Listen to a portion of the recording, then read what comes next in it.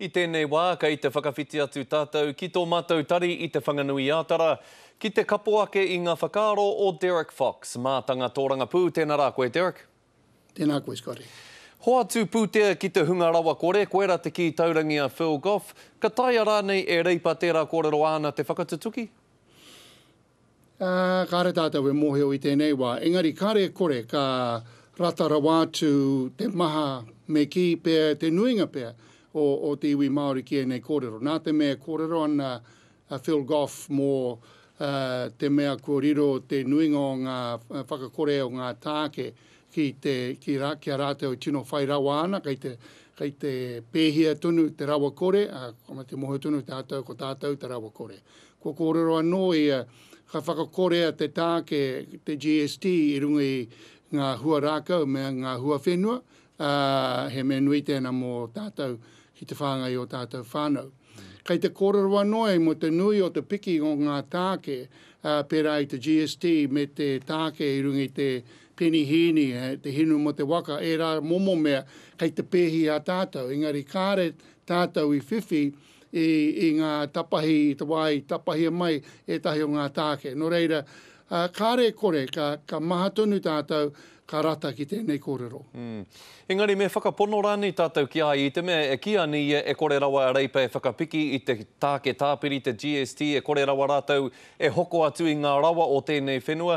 Ai rānei me whakapono rāni tātou ki enei kōrero āna, he kōrero praure he noi ho rāni? Ko e kōrero prau mai ki ao. Engari, ko te kōrero kia ko tēnei. Ko e nei ngā momo kōrero ka rongo tātou, ko rongo o rata tātou, ko moho tātou, ki e nei momo kōrero i te wā o te whakataetai pōti. Nā, te mea nui, ko puta te kōrero. Ko ki te tāu, ko rongo tāu i ai e kōrero ana, ko ki te tāu i ngā pepa, kāre kore a pōpoka ki katoa, ngā nū pepa i tēnei kōrero, me ngā kōrero rungi te pauka whakata a te pōnei. Mena kāre i whakapono, mena kāre i te mahi e nā kōrero, ka tāi a tātou te hoki mai ki rungi aia. Koe nei kia pe te tino pātai nui, mena he pakari rawa atu e nā kōrero ka riro i a rātou ki a reipa i te kāwanatanga hau i tēnei tau e heke mai nei. Koe nā kia pe te tino pātai. Nā, mena ka titiro tātou, kei raro rawa atu rātou i roto i ngā kaute i tēnei wā. Kāre tai a rātou i te noho kāwana ko rātou anake, kāre kore me huri rāno rātou ki e tahi atu.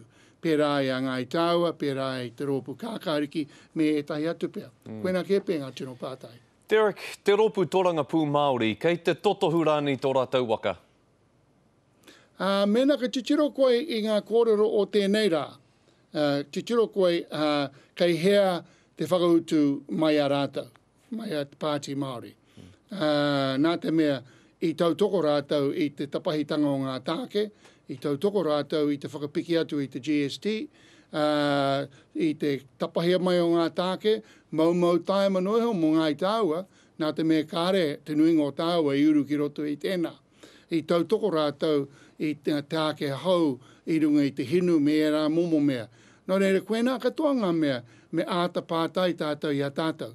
Mena he hena tātou ke noho tonu hei pāti Māori, ka taia tonu i te pōti mo te pāti Māori me te rōpu reipa. Engari me āta titiro, me āta whakaro ngā i tāua ki e nā ahuatanga.